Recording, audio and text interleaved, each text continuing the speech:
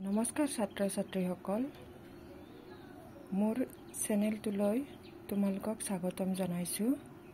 সেইদিনা কেইটামান কুৱেশ্যন আধৰুৱা হৈ থাকিছিল, সেইকাৰণে আজি দিবলৈ প্ৰয়াস কৰিছোঁ। ক্লাছ 6ৰ বাণী অসমীয়া পাঠৰ 2 নম্বৰ পাঠটোৰ আছিল তীখৰ আৰু চুটিবাই। লক্ষ্মীনাথ বেজবৰুৱাদেৱে লিখিছিল আৰু ইয়াৰ পৰা আছিল প্ৰশ্ন নম্বৰ 5, বাক্য ৰচনা কৰা। ফোপাই জোপাই কেকাই কেকাই খুজি মাগি। ফোপাই জোপাই, ইয়াৰ উত্তৰটো হ'ল অখিলে ফোপাই জোপাই শ্ৰেণীকোঠাত সোমাল। বেলেগ ধৰণেও লিখিব পাৰি।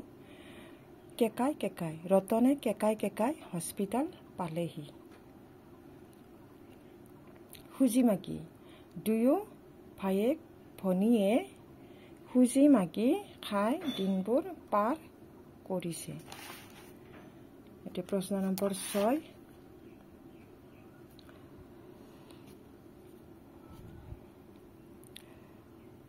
পিঠা কৰিবলৈ কি কি সামগ্ৰীৰ আৱশ্যক? তীখৰে এই সামগ্ৰীবোৰ কেনেদৰে যোগাৰ কৰিছিল সাধুটোৰ আলমত বহলাই লিখা। অকণমান দীঘলীয়া হ'ব এইটো কুৱেশ্যন। উত্তৰ: পিঠা কৰিবলৈ চাউলৰ গুড়ি, চেনি, গুড়, মিঠাতেল আদি সামগ্ৰীৰ আৱশ্যক হয়। তীখৰে এই সামগ্ৰীবোৰ বুদ্ধিৰে সংগ্ৰহ কৰিছিল। মৰণা মাৰি থকা এঘৰ মানুহৰ ঘৰত সোমাই বাৰে ফচৌ ফুচুৰি কথা কৈ হহুৱাব লাগিছিল। এনেতে পিয়া লগা বুলি কৈ গিৰিহঁতক পানী এঘটি আনিবলৈ ভিতৰলৈ পঠিয়াই সি ধানৰ ওপৰত বাগৰি পৰিছে।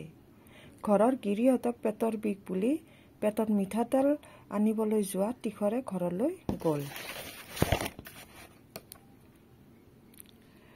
আৰু কাপোৰখন জোকাৰি ধান উলিয়াই দিলে। ইয়াৰ পিছত তেলীশালত সোমাই বেটাৰীৰ ওপৰত উঠি গান গাইছে। পিছত তামোল খাম বুলি কলত তেলীশালৰ গৰাকীয়ে তামোল আনিবলৈ যোৱাত লুকাই নিয়া বটলত তেল ভৰাই ঘৰলৈ লৈ আহিছে। ইয়াৰ পিছত গুড় যোগাৰ কৰিবলৈ বুদ্ধি কৰিলে। তীখৰে কুঁহিয়াৰ শালত গোটাচেৰেক মানুহে কুঁহিয়াৰ পেৰি থকা দেখি সেই গাঁৱৰে অলপ ওচৰৰ হাবি এচুবাত জুই লগাই দিলে। জুই জ্বলা দেখি মানুহকেইটাই জুই নমাবলৈ যোৱাত তীখৰে তাৰে একলগ গুড় লৈ পলাল। এনেদৰে তীখৰে সামগ্ৰীবোৰ যোগাৰ কৰিছিল আৰু ঘৰলৈ নি পিঠা বনাই খাইছিল।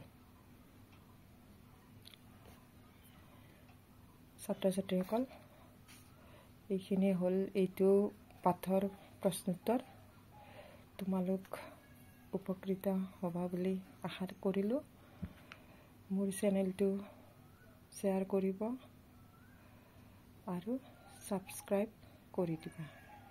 ধন্যবাদ।